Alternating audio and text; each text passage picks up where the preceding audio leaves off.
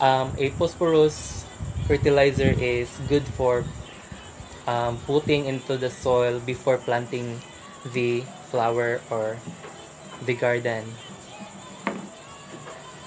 Next, this is an example of a what do you call this? Phosphate fertilizer. It's like real rocks. Yes.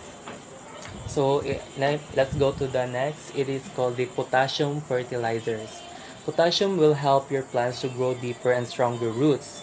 It can also help protect your plants from harm when they are deprived of other nutrients. This nutrient is vital for photosynthesis and has the ability to slow down any disease that may infect your garden. Ooh, nice. Potassium fertilizer has a lot of benefits.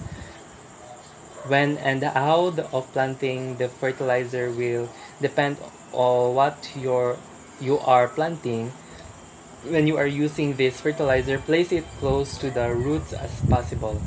Okay, so potassium fertilizer helps the roots grow stronger, more thicker, more relevant, and yes, it can. There are lots of benefits of this potassium because it it protects the plants from harmful disease like plant plant you know that leaves when having holes in that leaves, yes, they are immune to that because of these potassium fertilizers. And um, before planting, put potassium fertilizers near your roots for better results. And this is an example of a potassium fertilizer. C. Process of fertilization. Plant fertilization. Plant fertilization is the union of male and female gametes or reproductive cells to produce a zygote fertilized egg. So how does fertilization occur? It's a pretty straightforward process that similar for both flowering plants, angiosperms, and seed-bearing plants, gymnosperms. Let's break the fertilization process down into four generalized steps. The first step is the pollination. In general, male gametes, yes, I think it's gametes are contained in pollen, which is carried by wind, water, or wildfire, both insects and animals. So like the bumblebees collecting the from a flower to reach female gametes.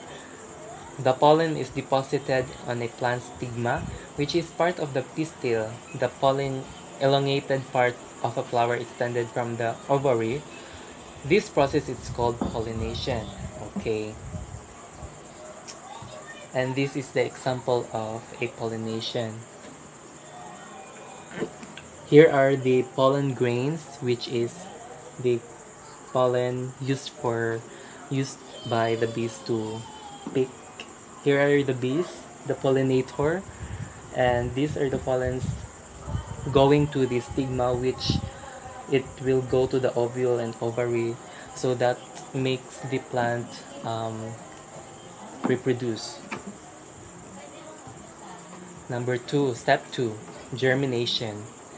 Within a few minutes, pollen tubes begin growing or germinating toward the egg cell. These tubes will provide a path for the sperm carried in the pollen to reach the egg. Okay. And here is the example. So here's the embryo. Here's the actual seed, like a seed that has not yet been what do you call this? And here's the embryo starting to what do you call this? Basta, ano siya? And this is the seed coat, the cotyledon, and this is the foliage leaves. So that's how a germination processes. Step 3.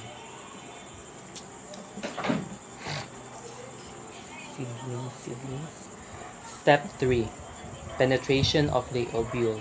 The pollen tubes penetrate the ovule, which contains the female gametes. So here are the examples of a female gametes. Yes, there are green that is processed in the leaves, inside the leaves. Yes. Look at this. There are eggs here. That's example. Step 4. Fertilization. Sperm travel down the pollen tubes and fertilize an egg.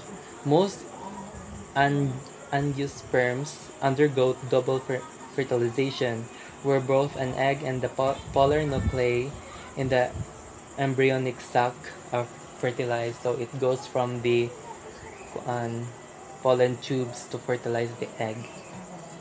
Here are the examples how a plant fertilizes. So here the pollen, the stigma, the style, and here are the pollen nuclei. There are 2 dots. The 2 dots. The egg cell, this pink thing, this in the middle, and this is the ovary. This is the ovary. And that's all. Thank you for watching, and I hope you understood my topic, which is the fertilization and the process of fertilization. Have a good day, and God bless, and keep safe from this pandemic.